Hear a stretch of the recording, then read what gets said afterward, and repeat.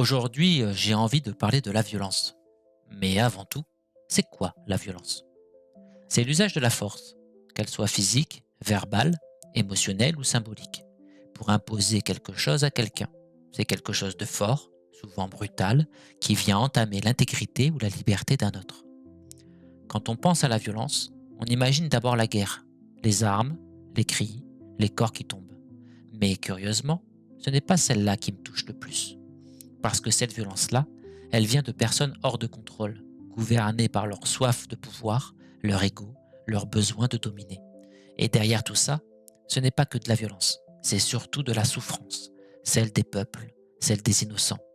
Et ces gens-là, ceux qui provoquent ça, ils ont souvent perdu toute trace d'humanité. Mais moi, ce qui m'interpelle vraiment, c'est une autre forme de violence, celle qu'on s'inflige à soi-même, celle qui est plus subtile, et parfois presque sournoise. Se faire violence, ce n'est pas se frapper. Non, je vous le déconseille, vraiment. Ça ne mène à rien. Je sais de quoi je parle. C'était une époque trouble. Je travaillais avec mon père, lui en cuisine, moi en pâtisserie. On se complétait bien. Mais à l'intérieur, j'étais en conflit. Drogue, sortie, identité, fatigue, tout se mélangeait. Un jour, on s'est disputé, sûrement pour des broutilles. J'avais une casserole dans la main et je l'ai balancée violemment au sol. Elle s'est cabossée, abîmée, mais pas brisée. Aujourd'hui encore, elle est là, cabossée, silencieuse. Ce n'est plus une simple casserole, c'est un témoin. Elle nous rappelle ce moment, cette tension, mais aussi tout le chemin qu'on a parcouru depuis.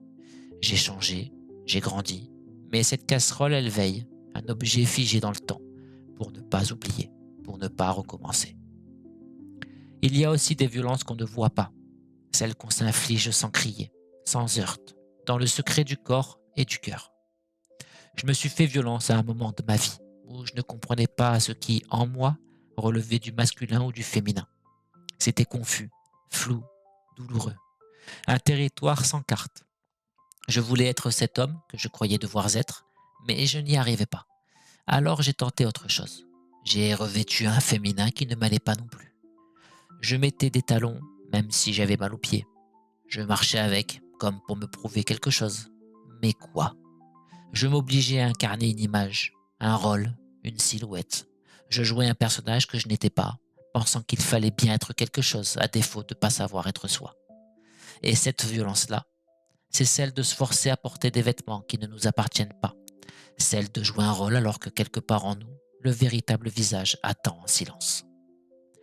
Et puis, il y a une violence encore plus insidieuse, celle qui ne laisse pas de traces sur la peau, celle qui se glisse dans les mots, les silences, les jugements, celle qu'on inflige aux autres ou à soi-même.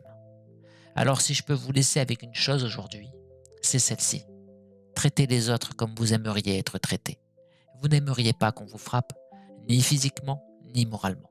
Alors, pourquoi faire subir ça à quelqu'un d'autre, même par des mots, même dans votre tête?